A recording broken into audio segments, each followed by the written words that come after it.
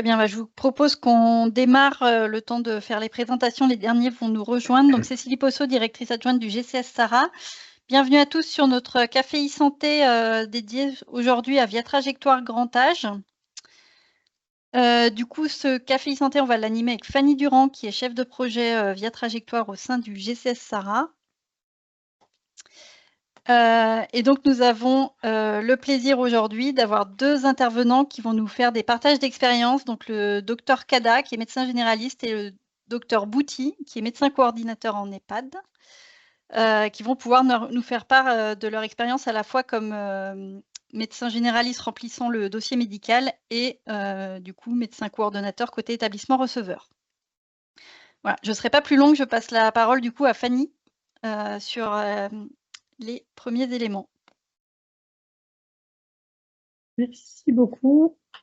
Du coup, il me semble qu'il y avait peut-être quelques rappels pratiques sur la tenue du webinaire. Donc, les micros sont bien désactivés. N'hésitez pas à poser vos questions dans le chat pour qu'on puisse y répondre si besoin. Et puis, vous recevrez le replay du webinaire après la séance. Et également le document de présentation. Donc, on a repris l'ordre du jour sur cette slide-là. Je vais être aussi à mon niveau du coup assez brève, mais l'idée c'était d'introduire un petit peu le module grand âge, de parler un peu des généralités de cet outil-là. Je pense qu'autour de l'écran, vous êtes tous concernés de près ou de loin par Via Trajectoire. Donc vous savez qu'il s'agit de la dématérialisation du dossier unique de demande d'admission en établissement pour personnes âgées. Donc c'est un CERFA qui existait avant l'arrivée de Via Trajectoire, et donc on a juste retranscrit numériquement pour permettre aux usagers de venir compléter ce dossier et l'envoyer en quelques clics aux différents établissements qu'ils souhaitent solliciter. L'intérêt de ce dossier est de l'avoir de manière numérique. Il est double. Déjà, c'est de pouvoir actualiser les informations qui concernent la situation de l'usager en temps réel, donc de venir mettre à jour le dossier régulièrement en fonction de l'évolution de la situation et de pouvoir transmettre ces nouveaux éléments aux établissements contactés. Et aussi, l'intérêt, c'est qu'on va pouvoir venir co-remplir ce dossier-là avec l'usager. L'usager peut renseigner un certain nombre d'informations. Il va à minima co-remplir ces données-là avec un médecin qui va pouvoir intervenir dans le volet médical et sur les données d'autonomie, mais il peut également être accompagné d'un accompagnant professionnel, soit dans le cadre d'une hospitalisation par exemple, soit par un accompagnant social du département qui va pouvoir l'aider par exemple à renseigner ces informations administratives. Dans l'outil, pour pouvoir solliciter une structure, les établissements qui vont être en réception des demandes doivent se décrire dans un annuaire et donc tenir à jour leur fiche descriptive. Donc c'est un petit peu la carte d'identité de l'établissement qui va être accessible directement aux usagers, également aux professionnels qui l'accompagnent.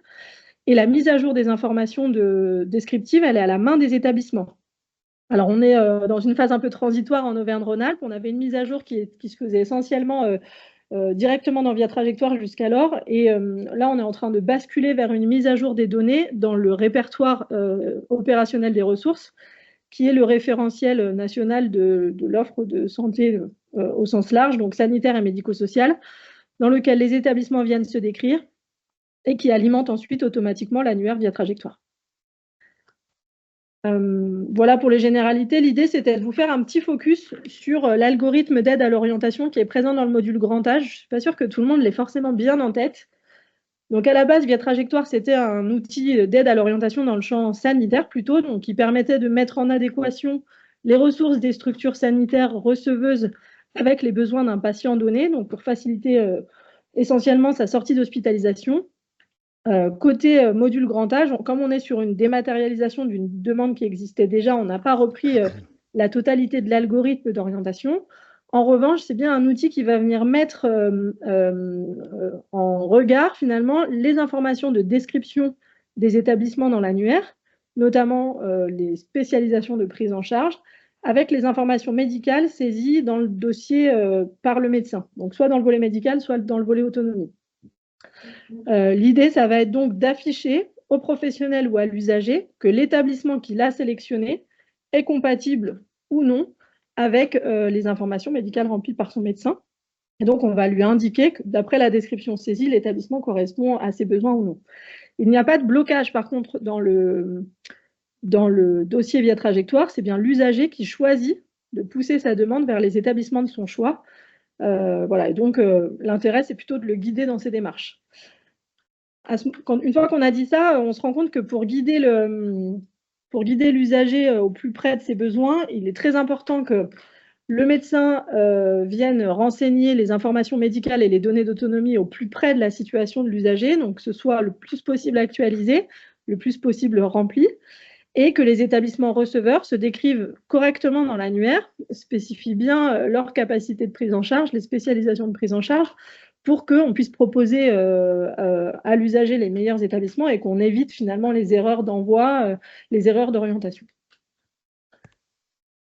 Voilà pour les quelques généralités. Donc l'idée ensuite, c'est qu'on passe la main aux deux médecins qui ont accepté de témoigner pour nous, pour qu'ils vous expliquent un petit peu leur pratique. Donc je passe la main au docteur Kada. C'est tout bon? C'est tout bon, on vous entend. Et du coup, si vous voulez prendre la main sur le partage. Voilà. Est-ce que tout le monde voit via trajectoire? Oui. Ok. Alors, du coup, forcément, hop. Peut-être juste pour introduire le sujet, ouais, on a créé un dossier fictif ce matin pour vous montrer le remplissage, donc comment ça se passe côté médecin demandeur dans le volet grand âge de via trajectoire. Donc voilà, moi je suis médecin généraliste, je travaille dans une maison de santé pluriprofessionnelle, je suis accompagnée par mon assistante médicale qui est juste derrière moi. Donc du coup, on m'a demandé si j'acceptais de vous montrer un petit peu comment, en tant que médecin généraliste, on remplit les dossiers via trajectoire. Donc là, vous avez accès à mon accès à moi personnel, donc de via trajectoire avec tous les patients médecins traitants dessus. Donc on a créé un dossier fictif qui est celui-ci. Et donc vous voyez, il m'a demandé si j'accepte ou je refuse ce dossier. Donc c'est un patient que je connais, c'est le dossier test webinaire, donc je l'accepte. À partir du moment où je l'accepte, ça veut dire que je suis bien le médecin traitant et que je vais pouvoir le remplir. Je ne sais pas si je suis la seule, mais j'ai encore la page de connexion à l'écran. Je suis peut-être la seule à ne pas voir mon affichage. Mais... Non, alors. C'est pour tout le monde. Ok. Je recommence. C'est pas grave. Zut. Alors, je vais réessayer. Orientation sanitaire, ça doit être celui-ci. Et là, c'est bon? Là, c'est bon. Du coup, on est directement sur le dossier de test. Ouais, c'est super. Donc, alors, vous avez juste voilà. l'acceptation, c'est ça? Ouais. Je vais remontrer parce que du coup, donc en fait, quand on se connecte sur via trajectoire, on arrive sur ce tableau-là avec la liste de l'ensemble de nos patients et avec des demandes, des actions attendues. Donc ce dossier test, qui est le dossier qu'on a créé là pour la visio, donc avant que je clique, je suis désolée, du coup, je pensais que vous voyez, il était marqué accepter ou refuser le dossier. Donc en fait, si on clique sur ça, on valide le fait qu'on connaît le patient et qu'on est bien le médecin traitant ou le médecin qui va remplir le dossier de via trajectoire. Donc, du coup, j'accède au dossier de notre patient test et le via trajectoire se présente ainsi. Donc, il nous est demandé si la demande est urgente ou pas. Alors, du coup, si je ne dis pas de bêtises, donc après, le docteur Bouty va revenir pour vous dire qu'est-ce qu'il estime qui est urgent, non urgent. Donc, je vais rester très factuel sur les différents points que nous, on a à remplir. Ça vous va comme ça ? Oui, très bien. En fait, comme vous avez un peu l'habitude de faire, alors c'est un peu difficile sans patient réel en face, mais... Oui, ça marche. Donc, voilà, donc à nous d'estimer. Alors, le côté urgence est quand même très lié au fait que le maintien à domicile soit vraiment impossible et que la situation fait que le médecin coordonnateur qui va recevoir ce dossier au niveau des EHPAD puisse le prendre en priorité s'il a une possibilité. Ensuite, on précise le motif de la demande. Donc, la plupart du temps, c'est quand même souvent des dossiers, des soutiens à domicile difficiles. Enfin, pour moi, médecin généraliste traitant. Donc, les personnes ne sont pas hospitalisées. Donc, il suffit de répondre. C'est assez simple. Là, on répond oui, non aux différentes questions qui vous sont posées. Après, il y a cette partie-là donc des médecins spécialistes qui est un peu plus pointue. Donc, le patient est-il suivi, oui ou non? Donc, s'il est suivi, en fait, on vous demande de rajouter les spécialités et les noms des médecins.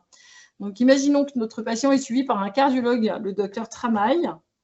Donc, par exemple, donc, il suffit d'écrire le docteur Tramail, de faire la recherche. Et en fait, on vous propose directement le docteur Tramail avec ses différents lieux d'activité. Vous sélectionnez, hop, et son nom va apparaître. Vous ajoutez, alors, hop, il la suit. Donc, pour de la cardio. Alors, par contre, le logiciel n'a pas cette intelligence de rester dans la même spécialité. Donc, vous reprécisez la spécialité et ainsi, les correspondants peuvent être ajoutés. Ça, c'est la première partie. Donc, ça, alors, après, il faut se limiter aux spécialistes d'organes qui ont une pertinence dans la prise en charge du patient, en fait. Hein. On n'est pas obligé de mettre tous les suivis si ceux-là ne sont pas, si ça reste de l'occasionnel, ça n'a pas d'intérêt. Et puis après, il y a l'évaluation médicale, où là, on va préciser chacun des problèmes de santé. Donc, imaginons que notre patient test a une démence. Donc, c'est un état démentiel. Parce qu'effectivement, je reviens dessus, je suis passée un peu vite. Vous avez les différentes spécialités. Et donc, vous avez la cancéro, l'état démentiel, le syndrome infectieux, la gastroentéro, l'hémato, syndrome inflammatoire, l'endoc, la dermato, la psychiatrie non démentielle, la cardio, neuro, pneumo, la rhumato, l'uro et la motricité. Globalement, on arrive à peu près à trouver une réponse à tous les antécédents. Donc, je reprends l'état démentiel, personne avec un comportement aberrant et de la déambulation. Donc, je valide. Et après, on me demande s'il peut perturber les autres résidents. Je mets oui. Et je sélectionne et ça va apparaître. Et je ne sais pas, on peut imaginer qu'il a un problème cutané avec des escarres. Avec des pansements de plus de 20 minutes, avec une douleur mal contrôlée, non. C'est des soins qui sont assez faciles, ils se laissent assez bien faire. Et puis, notre patient test, il a une insuffisance cardiaque qui n'est pas en phase terminale, et ainsi de suite. Donc, vous voyez, en fait, ça suppose que plus on en remplit des dossiers via trajectoire, plus c'est facile de les remplir, parce que finalement, on sait où trouver les pathologies qui nous intéressent, qu'on a envie de faire partager. Le diabète, hop, est-ce que c'est un diabète compliqué? Oui, non, oui. Et vous validez et ça s'incrémente automatiquement. Après, on peut rajouter des commentaires sur les pathologies actuelles. Donc là, c'est du texte libre. On ne peut pas aller à la ligne, hein. C'est juste le point négatif. Les traitements, alors on ne peut pas joindre de pièces jointes. Donc, je vous invite à faire des copier-coller de vos ordonnances. C'est plus facile. Si, vous pouvez mettre des pièces jointes. Et bien, moi, je ne suis pas arrivée. Sur le côté, vous avez dans les différents onglets en dessous du volet médical un champ pièces jointes. Pardon, je me suis permis de vous. Oui, vous avez bien fait, c'est celui-ci. Vous pouvez mettre des pièces jointes, vous pouvez les typer. Voilà. Donc, elles peuvent être de nature médicale ou non médicale. La seule chose, c'est qu'il ne faut pas indiquer le nom du patient dans la pièce jointe. Et c'est peut-être ça qui vous a bloqué si jamais vous avez déjà essayé une fois. Le logiciel va vous bloquer sur s'il y a le nom du patient. Mais c'est la seule. Okay. La seule... D'accord, mais s'il y a le nom du patient sur l'ordonnance, du coup, donc l'ordonnance. Sur le nom du fichier, en fait, il faut renommer le fichier pour pas qu'il y ait le nom du patient parce que le nom de la pièce jointe apparaît à différents types d'intervenants et pour ceux qui ne voient pas les pièces jointes médicales. Ok, d'accord. Bon, bah, très bien. Bah, je ne savais pas. Alors ça, pour le coup, moi, j'ai toujours fait des copier-coller. Et puis après, ici, on vous propose de rajouter pour les antécédents médicaux et chirurgicaux, donc l'histoire plus ancienne du patient, qui a, pareil, une pertinence. Et donc, vous pouvez rajouter ici en pièce libre. Après, on remplit ALD, pas ALD, soins palliatifs ou pas, les allergies, le poids, la taille, l'amaigrissement récent, le risque de fausse route, le risque de chute, les conduites addictives s'il y en a. Alors, les porteurs de BMR, c'est plutôt quand c'est des médecins hospitaliers qui remplissent, parce qu'à domicile, la plupart du temps, ben, on ne sait pas. Et puis, toutes les déficiences, s'il y en a. Et pareil, en fait, quand vous cochez un oui, il y a des sous-cases qui apparaissent. Ça vous permet de repréciser si c'est juste des lunettes, s'il y a des prothèses auditives ou s'il y a juste une surdité. Pour le gustatif, il n'y avait rien. L'olfactif non plus. Et le vestibulaire non plus. Le tactile non plus, normalement. Voilà. Ensuite, on vous demande s'il y a déjà des soins de rééducation d'orthophonie. Pareil, vous pouvez préciser des choses plus précises, enfin aller sur d'autres points s'il y a de la psychomote ou de l'ergothérapie ou autre prise en charge qui vous paraissent avoir une importance aussi pour pareil, la prise en charge et la prise en charge de ce patient en structure et en informer surtout la structure qui va le prendre en charge et voir si ça peut se coordonner avec eux. Et ensuite, on a tout ce qui est soins d'ulcères et d'escarres. Et puis, on arrive sur les deux dernières parties, donc à savoir les symptômes comportementaux et psychologiques du patient. Là, il n'y a pas de petit onglet qui s'ouvre. Il y a des choses qui s'incrémentent automatiquement en fonction de ce qu'on a écrit au-dessus. Donc, par exemple, vous voyez les comportements moteurs aberrants. Comme j'avais dit qu'il y avait des comportements moteurs aberrants, ça a déjà été pris en compte. Donc, on ne me redemande pas de le cocher. Si le patient n'a aucun de ces troubles-là, bah, vous avez une petite case rapide qui vous permet de cocher tout non. J'avoue que ça, c'est assez pratique. Et vous avez la même chose sur les soins techniques. Vous avez aussi tout un tas de choses qui peuvent accompagner le patient à domicile et donc on a formé effectivement le médecin coordonnateur pour la lecture du dossier, la demande. Et pareil, la petite case qui permet de cocher le nom. Globalement, ça, c'est assez simple. Après, il y a la partie MMS et évaluation gérontologique. Donc là, si vous avez eu une évaluation gérontologique, ben, je faisais un copier-coller, mais grâce à cette visio aujourd'hui, ben, je pourrais joindre la pièce jointe des évaluations qui ont été faites. Et donc, c'est pareil, ça permet aussi d'avoir une bonne idée, une bonne représentation du patient. Et enfin, la dernière partie, ben, en tant que médecin traitant, je ne la remplis jamais, puisque je remplis uniquement les dossiers de mes patients médecins traitants. Et ça correspond surtout aux professionnels hospitaliers qui font des demandes de SSR parfois, ou parfois des demandes d'EHPAD aussi. Donc voilà pour cette première partie. Je passe à la suite, et puis si vous avez des questions, je vous laisserai me dire ensuite. Donc après quoi, il suffit juste de valider. Donc la première question. Mais ouais, voilà, comme j'ai pas coché les bonnes cases, j'ai pas tout coché, donc on va me dire non, soutien de la demande. Vous pouvez me contenter de celle-ci. Ouais, tout à fait. Voilà, on va faire comme ça. Donc les cases indispensables. Donc c'est aussi une sécurité que on puisse pas valider un dossier sans avoir rempli les cases indispensables à remplir. Et puis là, on arrive sur le volet autonomie que vous devez connaître. Et donc, il suffit de le remplir et il s'incrémente automatiquement. Donc, le patient, il fait ses transferts. Bon, bah, il les fait, ça pose pas de problème puisqu'il déambule. Il déambule à l'intérieur aussi. Par contre, il sort jamais tout seul. Il se fait aider pour la toilette. Il est totalement incontinent et il a une continence fécale. Il apporte des protections régulièrement. Il se fait aider. Il a besoin d'aide pour s'habiller. Pour manger, se servir, il y arrive tout seul. Il est perdu dans le temps et dans l'espace et il communique. Alors, il ne s'est pas alerté du tout et il communique un petit peu et il a un comportement qui n'est pas toujours adapté. Et est-ce qu'il fait des choses? Est-ce qu'il assure la gestion du quotidien, des tâches ménagères, la cuisine? Est-ce qu'il fait des transports, réalise des achats, suit son traitement, les activités de temps libre? Non, il ne fait plus du tout. Donc là, il suffit que je fasse ça pour mon patient. Et après, j'appuie sur le petit bouton et ça me donne une évaluation, ça me donne son GIR. Enfin, il y a des petites choses qui sont plus de l'ordre de l'appareillage ou des choses à prévoir, un fauteuil roulant, lit médicalisé, matelas anti-escar, déambulateur, orthèses, les orthèses mandibulaires, entre autres, des prothèses dentaires. Non, ce n'est pas les orthèses mandibulaires. Je ne sais d'ailleurs pas, ça ne m'est jamais arrivé d'avoir à cocher cette case. Et les prothèses, voilà, savoir s'ils ont un appareil dentaire, pacemaker. Pareil, tout non, et vous validez, et vous avez fini de remplir votre dossier via trajectoire pour la partie médicale. Vous confirmez la validité, hop. Et donc, quand je retourne sur ma fiche de consulter liste patient, mon patient dossier test webinaire, il est noté que il n'y a plus qu'à envoyer la demande vers les structures. En général, c'est pas nous qui le faisons. Exactement, d'ailleurs, je me permets juste de prendre la parole, ça répond en partie à une question qui était posée dans le chat. Bien souvent, c'est l'usager ou un professionnel accompagnant qui a identifié le médecin quand il s'agit d'un médecin de ville pour compléter ces informations-là. Et donc, le médecin s'en tient au remplissage du volet médical et du volet autonomie. L'envoi de la demande est bien souvent géré soit par l'usager, ses aidants personnels, soit par les accompagnants professionnels qui interviennent avec lui dans le dossier. Donc, l'action envoyer la demande est rarement à la main du médecin, sauf si le patient est tout seul, vraiment, et que le dossier a été créé par le médecin traitant. Ouais, ça m'est arrivé une fois.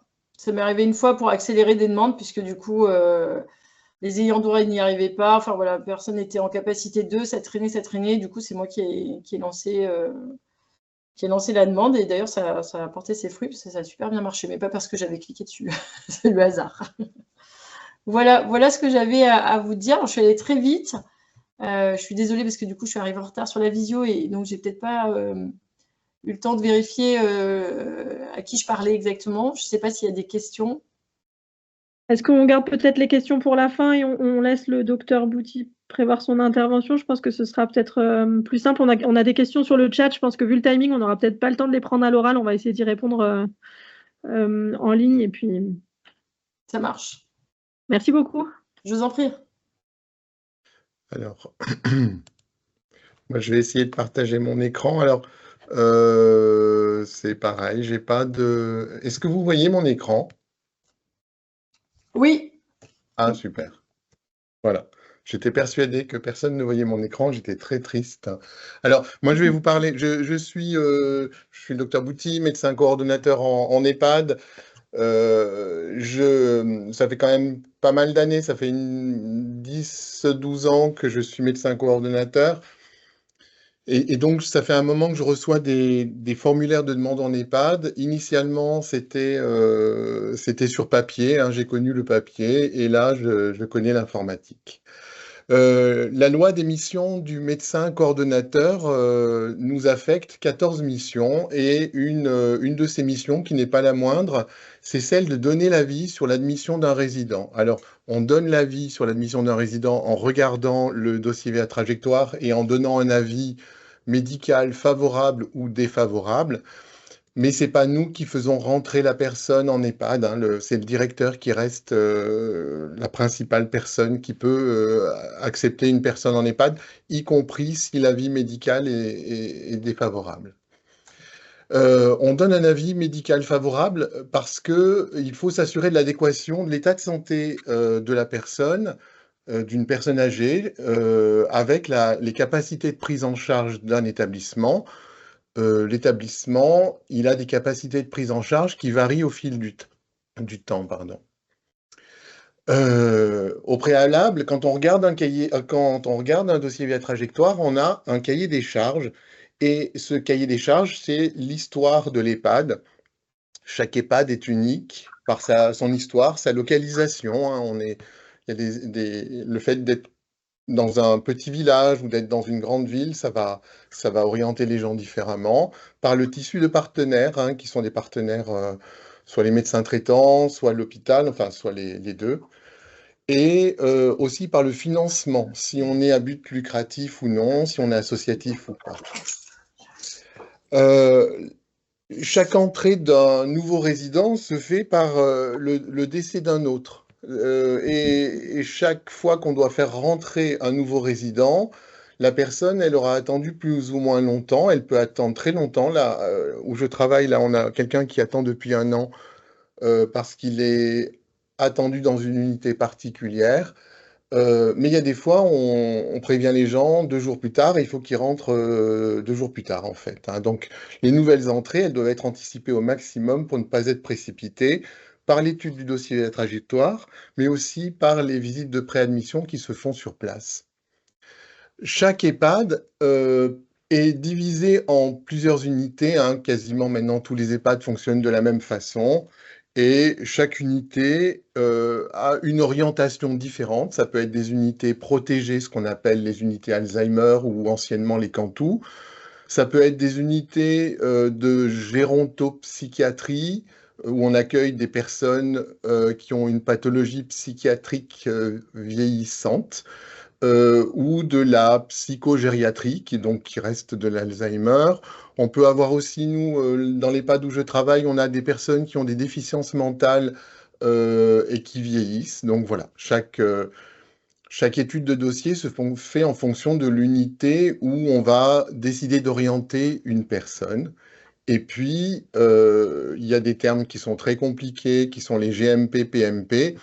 Le GMP, c'est la somme des GIR de tous les résidents de l'EHPAD. C'est la somme et la moyenne, en fait. Après, c'est la moyenne. Et en fait, on va agréger tous les GIR de tous les résidents de l'EHPAD.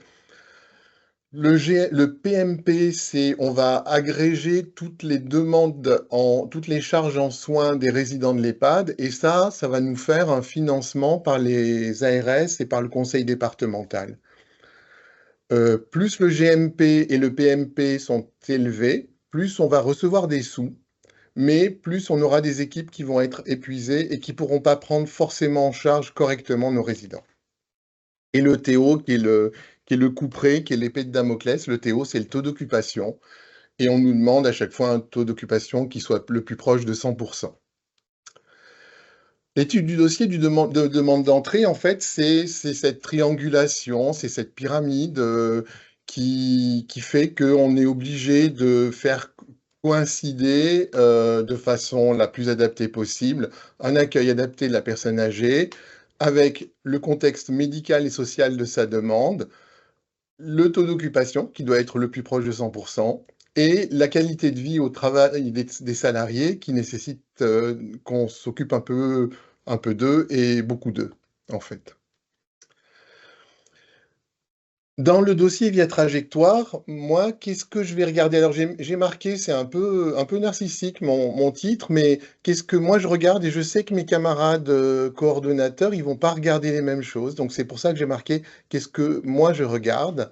Je vais tout d'abord regarder le tableau de bord. J'ai un tableau de bord qui s'ouvre avec une liste de demandes. Et ce tableau de bord, il m'indique le type d'hébergement. Ça peut être un hébergement temporaire, permanent ou de l'accueil de jour.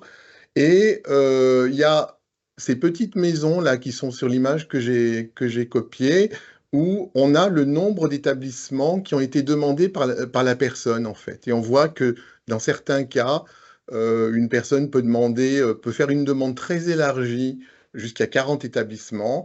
Et dans d'autres cas, il y a un seul établissement, qui est donc le mien, qui a été demandé par la personne. En fait, ça m'indique quand même quelque chose sur le contexte de la demande, pardon. Je regarde, une fois que j'ai ouvert le dossier de la personne, il y a un résumé qui va me donner l'urgence, en fait, que le médecin ou que la personne elle-même qui a fait la demande a mis, et ça va être l'urgence. Est-ce que c'est urgent? Est-ce que ça peut attendre? Donc je regarde ça. Et je regarde aussi le degré de dépendance et la date de l'évaluation, en sachant que souvent on a des degrés de dépendance et des dates d'évaluation qui sont très anciens. On sait que c'est de la gériatrie, on sait que les gens y vieillissent, on sait que quelqu'un qui est déjà dépendant peut avoir une autonomie qui se dégrade très vite. Donc en général, je refuse moi les dossiers qui ont un volet autonomie et qui est supérieur à 6 mois. Voilà, donc ensuite je regarde le volet administratif, l'adresse de la personne, parce que il est important, quand on répond à une demande, on reste dans une localisation de la personne. Parce que si on accepte une personne dont la famille est à l'autre bout de la France, il est vrai que cette personne-là, elle n'aura pas beaucoup de visites. Donc nous, enfin, dans l'EHPAD où je suis, on priorise quand même les personnes qui sont proches de notre EHPAD, parce qu'on sait que leur contexte social sera respecté. Il y a aussi une phrase qui est importante, c'est le contexte de la demande, avec souvent un commentaire soit de la personne qui a fait la demande, soit de sa famille. Quelque chose qu'on trouve indispensable, c'est que la personne soit elle-même informée de la demande. Même si c'est quelqu'un qui a des troubles cognitifs, il me paraît indispensable, quel que soit l'état de cognition de la personne, qu'elle soit informée de la demande. On a pas mal de situations où des gens ont des troubles cognitifs très importants, et quand on les voit en visite de préadmission, ils savent qu'ils sont dans un EHPAD, ils savent qu'on va leur demander de rester ici s'ils sont d'accord. Donc, quel que soit l'état de cognition de la personne, nous estimons que c'est important que la personne soit informée de la demande, même si elle l'oublie 5 minutes plus tard. Et le consentement nous paraît indispensable, et à la visite de préadmission, on va le redemander. Qu'est-ce que je regarde dans le volet médical? Tout est important pour moi parce que effectivement, c'est mon rôle, c'est mon rôle de médecin, c'est de regarder tout, y compris le nom du médecin traitant qui a rempli la demande, parce que si c'est un médecin traitant que je connais, qui a l'habitude de venir dans mon EHPAD, je sais qu'il connaît mon EHPAD, je le connais, notre équipe le connaît, et on a plus de facilité à travailler en bonne intelligence tous ensemble. Ensuite, il y a les pathologies, les traitements, en s'assurant que le traitement soit bien en adéquation avec les pathologies déclarées. Si on nous met qu'il n'y a aucune pathologie et la personne elle a une ordonnance de 15 médicaments, on se dit bien qu'il y a un truc qui ne va pas. En tout cas, le dossier n'a pas été forcément rempli de façon optimale. Pansement, soins techniques, là, ça va être la charge en soins des infirmiers. Et je sais que les infirmiers, s'ils ont déjà beaucoup de pansements à une heure H, à un jour J, je rajouterai pas d'autres pansements. Par contre, si leur charge en soins de pansement est moins importante, je peux faire venir quelqu'un qui a des pansements à faire. Les symptômes psychocomportementaux me paraissent importants. et j'accepte un dossier, même si quelqu'un présente de l'agitation, de la déambulation. S'il y a de l'agressivité, moi j'exige quand même que la personne soit vue en unité cognitivo-comportementale pour gérer cette agressivité, parce qu'on reste quand même dans un contexte de vie en société. Le MMS me paraît très important en cas de troubles cognitifs et avec des déplacements pour savoir si on oriente plutôt les gens en unité protégée ou pas. Ensuite, le volet autonomie, hein, c'est la cohérence de la grille agir qui me paraît importante. Si je vois des dossiers qui sont marqués en toute urgence et que j'ai quelqu'un en GIR 6, ça veut dire une parfaite autonomie. Effectivement, ça m'interpelle en me disant que probablement la grille agir n'a pas été bien remplie. Si j'ai une cohérence en A avec un consentement éclairé non recueilli, j'avoue aussi que ça m'interpelle en me disant ben, peut-être qu'il n'y a pas une cohérence en A. Et je regarde aussi quelque chose qui me paraît important, mais qui est peut-être accessoire pour d'autres médecins coordonnateurs, c'est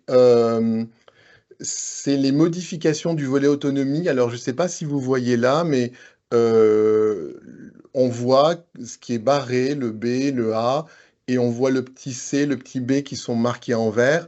Là, c'est des grilles agir qui ont été remises à jour, et je vois la cinétique de la perte d'autonomie d'une personne, en fait. Il est passé, là, on voit bien que c'est une personne qui est passée d'un GIR 4 à un GIR 2. Mes drapeaux rouges, c'est une personne âgée qui n'est pas informée de la demande, hein. C'est les dossiers pour lesquels je vais mettre un avis médical défavorable. Un dossier médical peu ou pas rempli avec des antécédents médicaux en inadéquation avec le traitement. Par exemple, on me dit que la personne n'a aucun antécédent, aucune pathologie médicale, pardon, et elle est en GIR 2, et ça, j'avoue que ça arrive et que je ne comprends pas.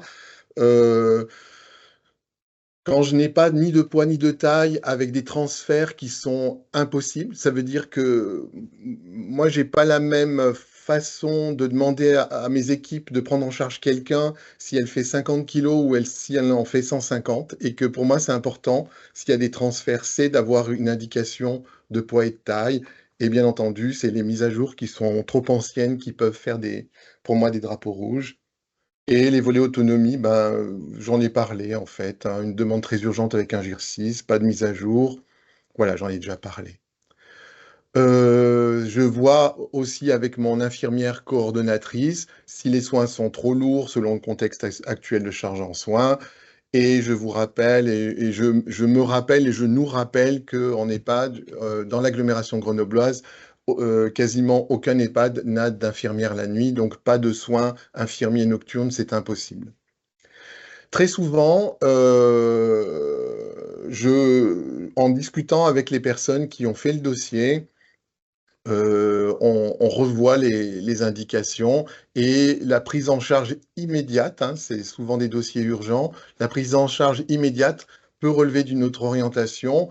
Par exemple, un hébergement temporaire, alors qu'on sait très bien que la personne n'a plus de possibilité de retour à domicile, ça veut dire que la personne, elle va être, on nous demande de lui mentir en parlant d'hébergement temporaire alors qu'elle ne rentrera plus chez elle. Donc moi, je refuse les hébergements temporaires s'il n'y a pas possibilité de retour à domicile ou dans un autre EHPAD qui pourrait accueillir la personne.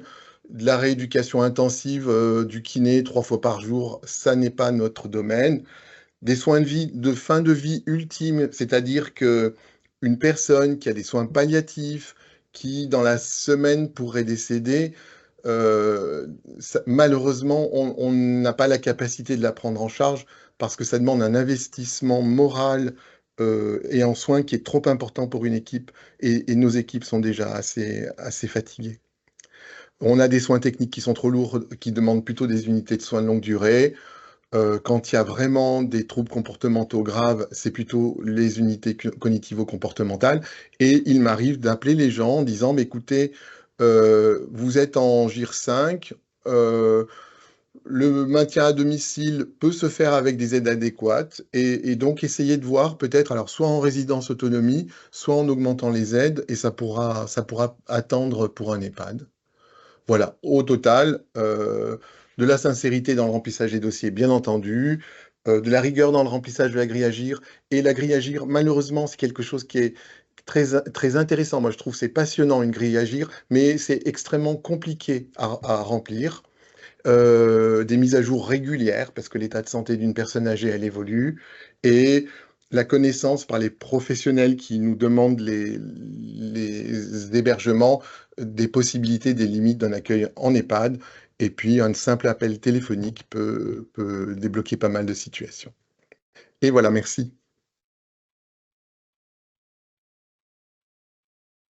Merci beaucoup pour cette intervention.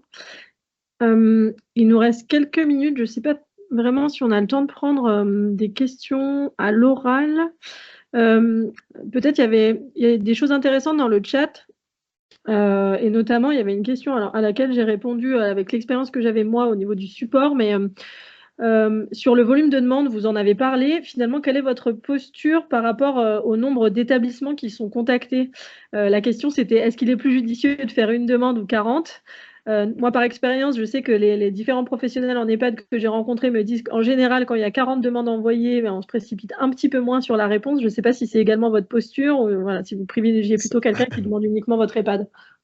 Non, ça n'est pas du tout ma posture et je pense qu'on peut faire 40 demandes, mais c'est juste une réflexion philosophique. C'est qu'avant, quand les dossiers papier existaient, les personnes remplissaient un dossier papier, le photocopiaient en 10 exemplaires et venaient le porter à la main dans les EHPAD et connaissaient l'adresse des EHPAD. Et moi, quand j'appelle certaines personnes en leur disant bah, « j'appelle de mon EHPAD », est-ce qu'on pourrait se voir? On me demande, mais vous êtes qui? Où est-ce que vous êtes? Mais pourquoi vous m'appelez? Et c'est juste philosophique, mais moi, ça m'intéresse de savoir le nombre d'EHPAD qui ont été demandés.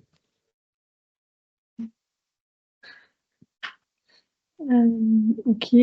Dans les demandes aussi, il y avait une question peut-être qui peut vous intéresser, c'est de savoir si l'information de savoir si le médecin traitant qui a rempli le dossier serait en capacité de venir visiter le patient une fois admis à l'EHPAD. Est-ce que c'est une information qui vous paraît importante pour vous, pour vous positionner? Ça me paraît très important. Ça me paraît très important.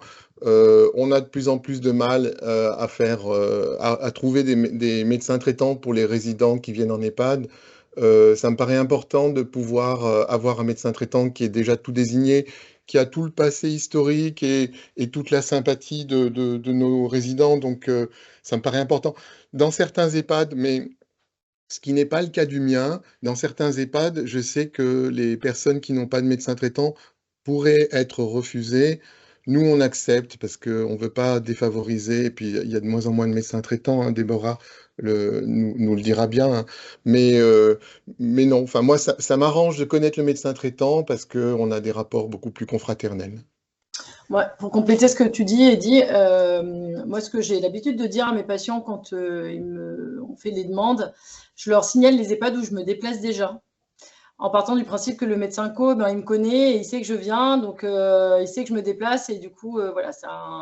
Et effectivement, j'ai le sentiment, alors c'est vraiment empirique, mais que ça fonctionne, ils arrivent à obtenir des places et ça donne enfin pour moi, pour le coup, ça me donne de la cohérence aussi. Hein. Je ne peux pas me déplacer dans les 10 EHPAD de l'agglomération grenobloise, c'est impossible. D'ailleurs, on travaille sur un projet d'essayer de centraliser, de réorganiser ça.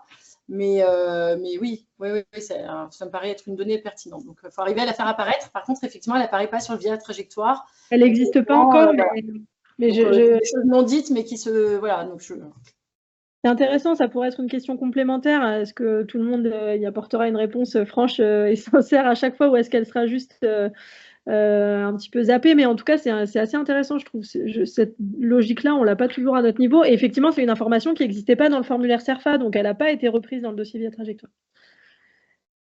Et il y a une dernière question sur les unités cognitivo-comportementales. Oui, alors, voilà. En fait, je dis les unités. En fait, non, il y en a une. Il y a une unité cognitivo-comportementale sur l'agglomération de Grenoble. C'est un endroit où on étudie les situations de personnes qui ont des troubles psychocomportementaux qui peuvent être extrêmement perturbants avec de l'agressivité, avec de la violence, alors soit de l'auto-agression, soit de l'agression sur d'autres résidents. C'est une unité qui est extrêmement importante. Malheureusement, sur toute l'agglomération, il y a 11 lits dans cette unité et malheureusement, les demandes peuvent mettre du temps pour être acceptées. Je crois qu'ils ont un taux d'encadrement, alors je vais vous dire une bêtise, hein, mais il me semble qu'ils ont un taux d'encadrement qui doit être un soignant pour un résident. Donc là, et puis il y a toute une étude du comportement de la personne, il y a une reprise en compte par un gériatre de tous les traitements. Enfin, c'est vraiment quelque chose qui est assez fabuleux quand on a un résident qui peut aller en UCC parce on n'y arrive plus, on est vraiment content.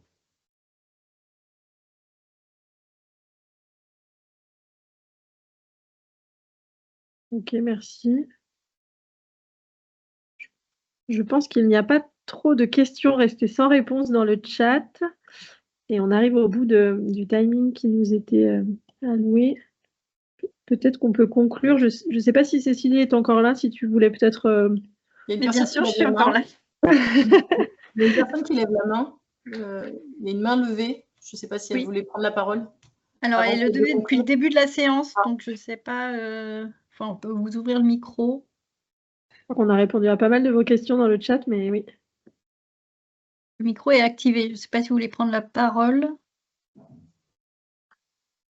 Je vois que le docteur Mazière, là, qui est aussi médecin coordonnateur pour ce qui est des réactualisations, elle fait comme moi, en fait, tout ce qui n'est pas réactualisé. Alors, il y a vraiment quelque chose qui est un peu compliqué sur Via Trajectoire, c'est quand une famille réactualise le dossier administratif, il est considéré comme réactualisé et les gens ne se rendent pas compte que moi, le dossier administratif ne m'intéresse absolument pas. Enfin, pas dans la réactualisation, il m'intéresse à la première lecture, mais à la réactualisation, moi, ce qui m'intéresse, c'est le volet médical et le volet autonomie. Et Il y a une demande dans ce sens, justement, sur le fait que l'usager lui-même n'était pas forcément informé qu'il y avait une nécessité de revoir ces données-là, et je me dis que ça, c'est quelque chose qu'on pourrait essayer de faire évoluer plutôt facilement, ou en tout cas déjà le rappeler dans le message, parce que je pense que c'est même pas prévu dans le message qu'on envoie à l'usager tous les 6 mois. Pour rappel, Via Trajectoire fait ces relances-là aux demandeurs tous les 6 mois pour réactualiser le dossier, mais on n'insiste pas beaucoup sur les données médicales et les données d'autonomie, pour voir pas du tout. Oui. Donc, je pense qu'effectivement, c'est quelque chose qu'on pourrait faire évoluer facilement, ça. Rajouter une mention sur ces informations-là. Alors moi, je suis obligé de mettre un avis défavorable, car volet médical qui n'est pas assez détaillé. Alors, ça introduit pas mal de confusion auprès des usagers qui pensent que j'ai refusé le dossier, mais je refuse uniquement pour leur demander de réactualiser le volet médical. Et du coup, en tant que médecin traitant, suite des échanges que j'ai déjà pu avoir avec Eddy sur cette question depuis plus d'1 an maintenant, j'ai tendance à beaucoup moins faire, alors je ne sais pas s'il y a beaucoup de médecins généralistes qui écoutent, mais à faire beaucoup moins de mesures de précaution. On a souvent tendance à nous dire qu'il faut anticiper, et en fait, on les anticipe tellement qu'au final, c'est pas des demandes c'est des gens qui ne souhaitent pas aller en EHPAD à l'instant T, ni dans l'année. Et au final, on sait qu'un jour, ils en auront besoin. Alors, du coup, on le faisait en précaution parce qu'on n'arrêtait pas de nous le demander. Et au final, ça fait tourner la machine Via Trajectoire pour rien. Et ça nous redemande du travail puisque du coup, le jour où ils en ont besoin, il faut tout réactualiser. Donc, j'ai tendance à le faire plutôt quand le projet, il est là. Et j'avoue que je fais plutôt souvent des demandes plutôt urgentes ou semi-urgentes. Ouais. Personnellement, moi, je dis bien que j'ai 63 ans et que je vais faire mon dossier Via Trajectoire. Comme ça, dans 20 ou 30 ans, je serai prioritaire. Très bien. Je vous propose qu'on arrête là. On a déjà dépassé un tout petit peu le timing. Merci beaucoup pour vos témoignages.